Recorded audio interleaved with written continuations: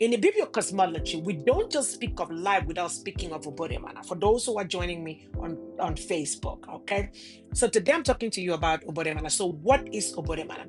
I have defined Obot Emana as the divine womb where your soul contract was sealed. Obot Emana is the divine womb where your soul contract was sealed. It is your spiritual origin, the compass you were given to navigate this physical world. That is Obot Emana. It is not just where you come from, it is who you are before the titles. It's who you are before the trauma. It is who you are before colonization, dressed in religion, showed up on the scene. Right? Obot Emana is your authentic self. It's your divine compass to navigate through this physical world. That is Obot Emana. Then we now look at in Igbo cosmology. In Igbo cosmology, they call it Chi. C-H-I. You always hear them say it. In Igbo cosmology, your personal spiritual essence. Chi is your personal spiritual essence, your guardian, the God self that works with you, the God self that works with you, your guardian that works with you. Now, in the Yoruba tradition, it is called Ori and Orisha, that divine head and spirit assigned to your journey. Remember, I said that Obot Emana is your spiritual compass that guides you, navigates you through where you ought to be in life and where you ought to go and how you ought to do the things that you do here on earth. So now in Alkebulan, which of course Alkebulan is Africa, we knew that no one came to earth empty. Nobody, everybody came to this earth to do something. Everyone came with a blueprint of what they were going to achieve while they were here on earth. And that blueprint, a spiritual force, right, is a spiritual force assigned to their mission. In Ibibio, we call it Essien Emana. Essien Emana has to do with your assignment here on earth, your purpose here on earth, your divine duty on this earth. You hear say, Essien Emana.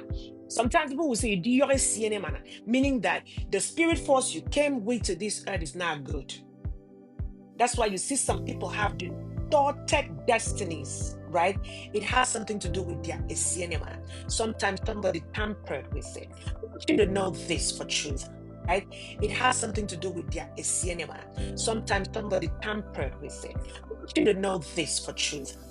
God created everybody to be good and gave all of us free will. Now, is this free will that some people have turned it into being evil? The God that I know is a God of light, and there is no evil, no lies, no guile in my own God. I don't know about anybody else's God, I know about mine. Now, mine represents the greatest light and is the greatest light that ever was and ever will be. He is the greatest illuminator on earth, right? And so he does everything beautiful because he's God and he's a beautiful God and he can do that, all right? So now, I'm trying to adjust this so that, and now when we're talking about that God, he did everything good and he gave us the ability to take decisions on our own. But some people, out of their own greed, became evil, and that's how evil was birthed. So Essien Emana is what your assignment. Essien Emana is your purpose. Essien Emana is your duty. Now, I want you to hear this.